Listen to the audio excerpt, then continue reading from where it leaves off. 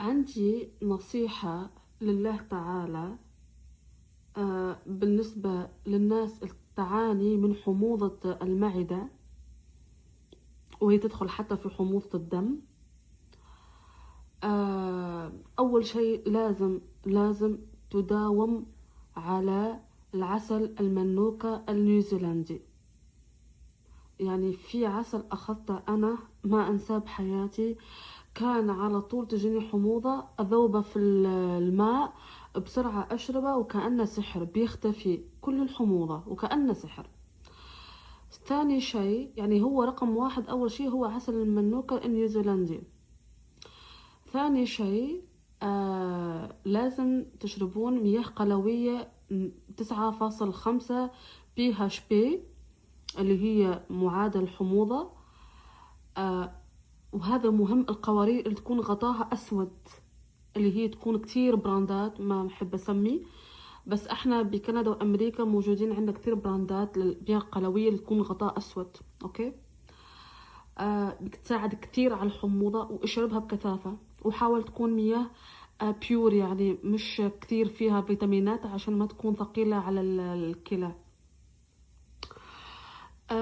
ثالث شيء، لازم تاخذ مياه باردة بالثلج. أول ما تجيك الحموضة وتحس بالاختناق أو بالحرقة، على طول خذ لك ثلج وكاس مياه باردة وثلج واشرب على طول، هو حيطفي الحموضة. يعني هي حموضة إيش؟ بالأخير هي نار وحتطفيها، وإيش يطفي النار غير الموية الباردة. فكانت أنا هذه تجارب أخذتها وأنا أكون في المطعم وكانت عندي حموضة، وأنا كنت في مطعم تشاينيز بنيويورك، وأخذت شي دامبلينج كان مع صوص حار، وقدامي كاس بارد بالثلج، يعني من حسن حظي. وانا احس حختنق لاني كنت اخذ حبوب حموضه 65-70 ملغ، يعني جرعه حلوه.